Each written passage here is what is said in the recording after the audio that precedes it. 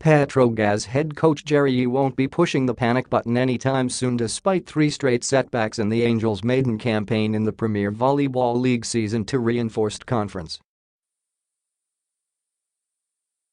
The Angels fell short in a demoralizing 25-22, 23-25, 26-28, 25-22, 15-12 loss to a BaliPure-National University side composed mostly of high school players Wednesday at the FilOil Flying V Centre in San Juan.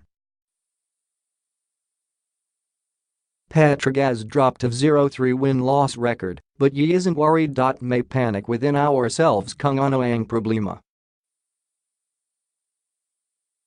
So inaalam natin kung anong problema, yun lang, he said. Under the tournament format, the top 2 teams after the round-robin prelims will advance outright in the semifinals.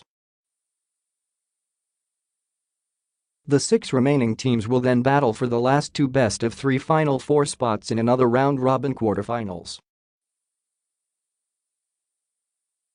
Pero yung dahil sa format marunong tayong inasahang kapag nayos natin pwede pa ring mag all the way, said Yee. Ukrainian import Anastasia Trach and Estonian Kati Kulikan scored 22 and 21 markers, respectively, for the Angels, while Rachel Ostero was the only local in double figures with 10 points. Petro Gazz committed 18 less errors than the Water defenders' 46 miscues, but just like in their 5-set defeat at the hands of Tacloban last week, the Angels threw away the ball during the crucial stretch of the match. Endgame A. Hindi ko alam kung gijal. Maraming errors tayo na simple tapos maraming pwede namang ludakan na lang, ilalakas pa natin, explained Yee. Nanggigijal tayo sabi of outside o ano service natin. Yun nga simpleng mali ba?